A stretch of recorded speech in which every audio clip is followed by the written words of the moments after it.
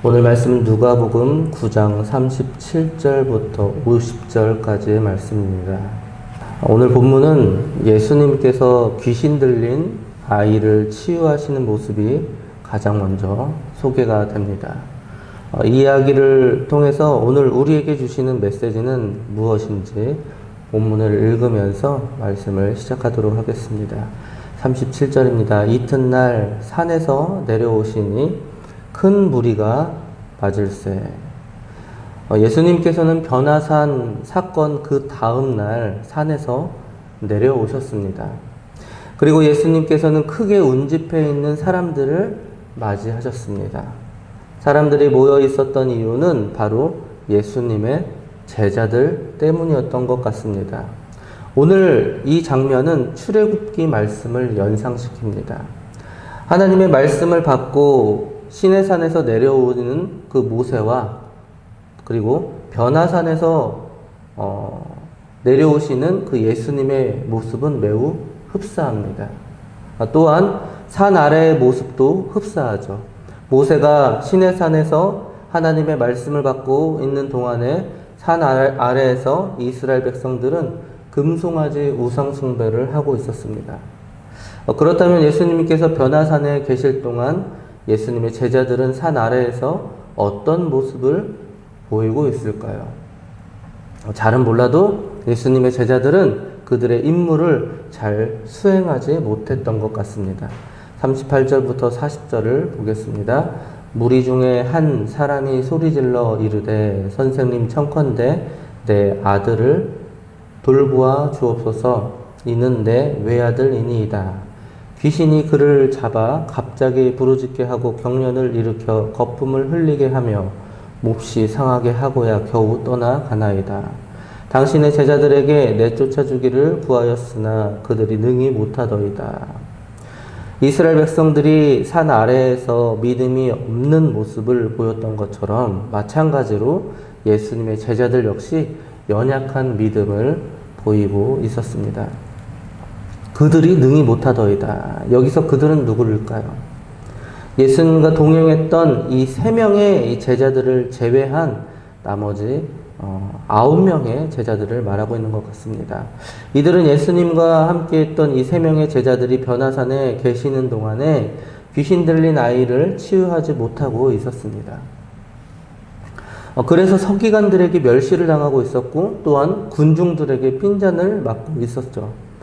그런데 분명히 제자들은 누가복음 9장 1절을 보시면 1, 2절을 보시면 귀신을 제어하는 능력을 예수님으로부터 받았습니다. 누가복음 9장 1절과 2절을 보시면 예수께서 12제자를 불러 모으사 모든 귀신을 제어하며 병을 고치는 능력과 권위를 주시고 하나님의 나라를 전파하며 앓는 자를 고치게 하려고 내보내시며 그런데 그들은 왜 병을 못 고쳤을까요? 마태복음을 보시면 그 이유를 적은 믿음 때문이라고 하고 있습니다. 마태복음 17장 20절을 보시면 이르시되 너희 믿음이 작은 까닭이니라 진실로 너희에게 이르노니 만일 너희에게 믿음이 겨자씨 한 알만큼만 있어도 이 산을 명하여 여기서 저기로 옮겨지라 하면 옮겨질 것이요 또 너희가 못할 것이 없으리라. 그리고 마가복음에서는요 기도하지 않았기 때문이라고 말합니다. 집에 들어가심에 제자들이 조용히 묻자오되 우리는 어찌하여 능히 그 귀신을 쫓아내지 못하였나이까. 또 9장 29절을 보시면 이르시되 기도 외에 다른 것으로는 이런 종류가 나갈 수 없느니라 하시니라. 여러분 둘 중에 어느 것이 맞을까요? 믿음이 없어서 또는 기도하지 않아서 어떤 것이 맞을까요? 왜 제자들이 병을 못 고쳤을까요? 둘 다 맞죠. 왜냐하면 기도는 믿음의 산물이기 때문입니다. 믿음이 없는 기도는 더 이상의 기도가 아니기 때문이죠. 그리고 예수님께서 이러한 제자들을 야단치십니다. 예수께서 대답하여 이르시되 믿음이 없고 패역한 세대여 내가 얼마나 너희와 함께 있으며 너희에게 참으리요 내 아들을 이리로 데리고 오라 하시니 믿음이 없고 패역한 세대여 내가 얼마나 너희와 함께 있으며 여러분 이 말씀을 보시면 예수님께서 이 제자들에게 믿음이 없음을 보시고 단단히 화가 나신 것처럼 보입니다. 맞죠? 제자들에게 화가 났습니다. 그런데 이 대상을 조금 다르게 볼 필요성도 있죠. 물론 예수님은 제자들에게 믿음이 없다 하며 야단을 치셨습니다. 그러나 이 패역한 대상은요, 제자들보다는 그곳에 있었던 모든 무리들을 말합니다. 한번 볼까요? 어떤 무리들이 있었죠? 첫 번째는 서기관들이 있었어요. 여러분, 그들은요, 한 아이의 고통스러운 상황을 이용해서 자신과 다른 입장의 사람들을 경멸하고 있었습니다. 그리고 두 번째 무리는요, 이적을 즐기던 유대인들이었어요.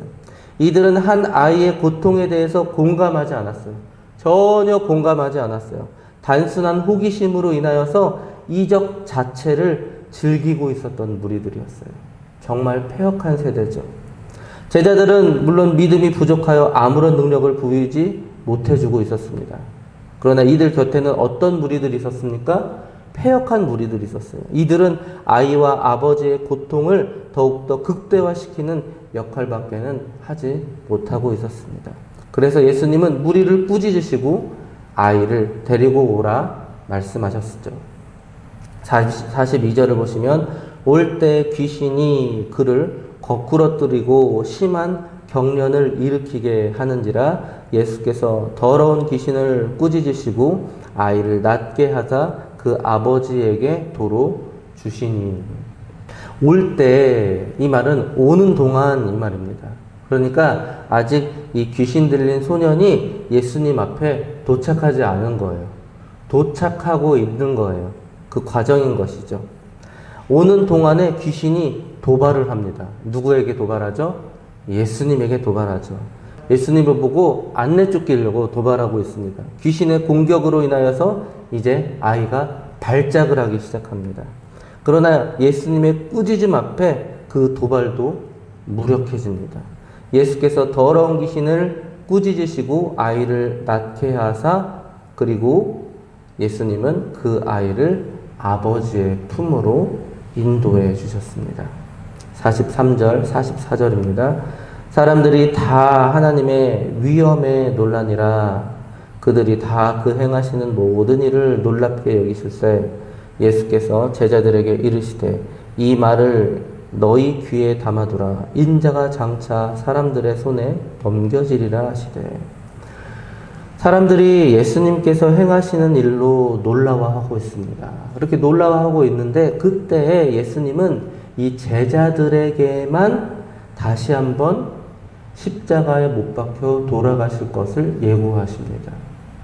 사람들이 다 그 이적에 놀라워하고 있어요. 그런데 제자들에게만 그 순한 예고를 하십니다. 그러나 제자들은 전혀 이해하지 못하죠. 왜냐하면 예수님과 함께 있었던 이 세 명의 제자들은 어떤 모습을 보았습니까? 변화산에서 예수님의 영광스러운 모습을 보았어요.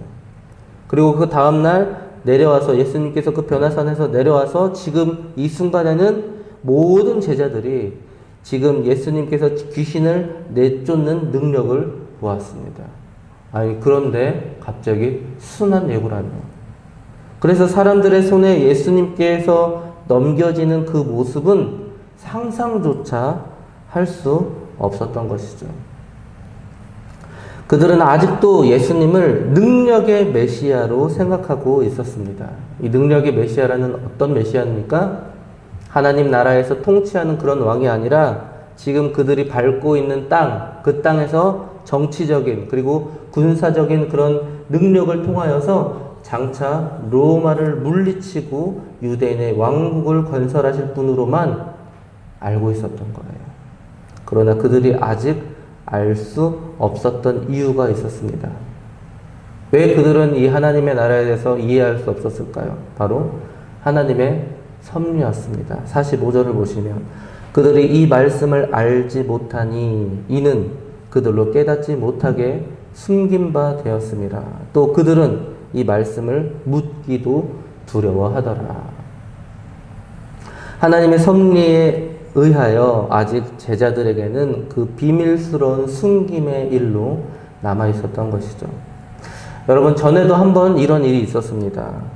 그때는 베드로가 예수님의 순환을 만류했었어요. 예수님의 바짓가랑이를 자꾸 늘어지면서 예수님 안 됩니다. 돌아가시면 안 됩니다. 그런 적이 있었어요. 그렇죠? 베드로가 말렸습니다. 그런데 이번에는 아무도 예수님의 순환을 만류하거나 그 의미에 대해서 묻는 이가 없어요. 왜냐하면 지난번에 베드로가 만류했다가 책망받았던 일이 생각났기 때문이죠. 그래서 이번에는 감히 그 일에 대해서 물어보는 이가 아무도 없었습니다. 왜일까요? 이것은 단순히 그 호통 소리와 꾸지람이 두려웠기 때문이 아니에요. 더 두려웠던 것은 무엇일까요? 진짜로 예수님께서 돌아가시는 것. 그게 두려웠던 거예요. 사실 예수님의 죽음은 이들에게 있어서 절대로 일어나지 말아야 하는 그런 일이었습니다. 괜히 또다시 예수님의 뜻을 만류했다가 지난번처럼 예수님의 그 결의가 더욱더 굳건해질까봐 그들은 더 두려웠던 것이죠. 진실로 그 일들이 일어날까봐 두려웠던 것입니다. 예수님께서는 2차례에 걸쳐서 자신의 순환과 죽음에 대해서 예고하였습니다. 그러나 그 의미를 제자들은 전혀 이해하지 못했죠. 사람의 죄를 구속하시고 또 원래 창조하시던 그 당시의 완전한 그 인간을 위하여서 예수님께서 자신이 직접 대속물이 되셔서 순환과 죽음을 경험하실 것을 말씀하셨지만 제자들은 그 의미를 깨닫지 못했습니다. 그리고 이뿐만이 아니라 제자들은 예수님께서 말씀하신 하나님의 나라에 대해서도 완전히 오해하고 있었습니다. 그래서 그들은 장차 하나님의 나라에서 서로 높은 자리에 앉고자 다툼을 벌였어요. 말씀을 이어서 볼까요? 46절, 47절입니다. 제자 중에서 누가 크냐 하는 변론이 일어나니 예수께서 그 마음에 변론하는 것을 보시고 또 어린아이 하나를 데려다가 자기 곁에 세우시고 어제 목사님 설교에도 있지 않았습니까? 야고보와 요한이 예수님께 예수님 부탁드릴 게 있어요. 아니 부탁드릴 게 아니에요. 명령했죠? 부탁드려 주셔야 돼요. 나중에 예수님께서 한 자리 차지하셨을 때 내가 오른쪽, 자기가 왼쪽 왜 자리 달라고 그러지 않았습니까? 마찬가지로 이거 똑같아요. 제자 중에서 누가 크냐 하는 변론이 일어나니 예수께서 그 마음에 변론하는 것을 아시고 어린아이 하나를 데려다가 자기 곁에 세우시고 그래서 예수님은 이러한 제자들의 무지와 교만을 깨우치시기 위해서 어린아이 하나를 곁에 세우시고 이 어린아이를 영접하는 것이 예수님과 하나님을 영접하는 것이라고 말씀하셨습니다. 48절입니다. 그들에게 이르시되 누구든지 내 이름으로 이런 어린아이를 영접하면 곧 나를 영접함이요 또 누구든지 나를 영접하면 곧 나를 보내신 이를 영접함이라. 너희 모든 사람 중에 가장 작은 그가 큰 자니라. 여기서의 어린아이란 문자적으로 나이가 어린 아이들을 말하는 것은 아닙니다. 물론 어린아이들을 포함하죠. 이들은 사회로부터 소외당하고 천대받는 미미한 자들을 가리키죠. 당시 어린아이들은 유대 사회에서 인구 계수에도 포함되지 않을 정도로 무시당하고 있었던 존재에 불과했기 때문입니다. 즉 겸손하게 자기 자신을 낮추는 자, 그리고 하나님을 전적으로 신뢰하면서 인간의 눈으로 보기에 천하고 보잘것없는 자일지라도 존중하며 영접하여 겸손히 섬기는 자, 바로 그런 사람들이 하나님의 나라에서 큰 자다, 이렇게 말씀하고 계시는 것이죠. 마지막으로 제자들이 또 이해하지 못하는 사건이 일어나는데요. 제자들은 제자가 아니면서 주의 이름으로 권능을 행하는 자를 못마땅하게 생각하고 있습니다.